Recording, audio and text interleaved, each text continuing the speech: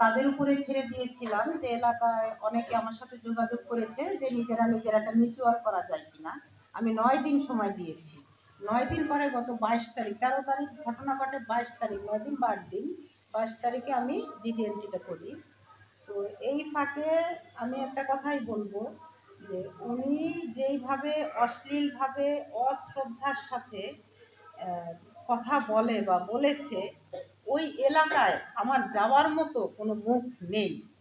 মানুষকে এতটা সম্মানহানি ঘটিয়েছে আমাকে যদি ওখানে গুলি করে মেরে ফেলতো আমার এতটা দুঃখ হতো না। সে যেভাবে অশ্রদ্ধা, শুধু আমার অপরাধ আমি জানতে চাইলে আমাকে বলে, আমি কুকুরকে খাইয়ে ট্রিটমেন্ট করি আর সেই কুকুর রাত্রে ঘেউ ঘেউ করে। কুকুরের কাজ তো রাত্রে ঘেউ ঘেউ করবে। ওখানে অনেক নেশাখোর, অনেক ধরনের লোক, আমি একটা উল্লেখ করলাম, বাকিটা বুঝে নেন আপনারা। ওখানে আমাদের স্কুলে 5টা ভবন, একটা নির্মাণাধীন ভবনের দোতলা আজকে 2 বছর ধরে ওখানে সারা রাত এসব চলে, যার জন্য এরা ঢুকলেই কুকুর ঘেউ ঘেউ করে। তো এরা খুঁজে যে কুকুরগুলো যে আসলো বেঁচে আছে কেন, ফেলে না কেন, কে খাওয়ায়, কে পড়ায়, তখন আমাকে খুঁজে বের করলো।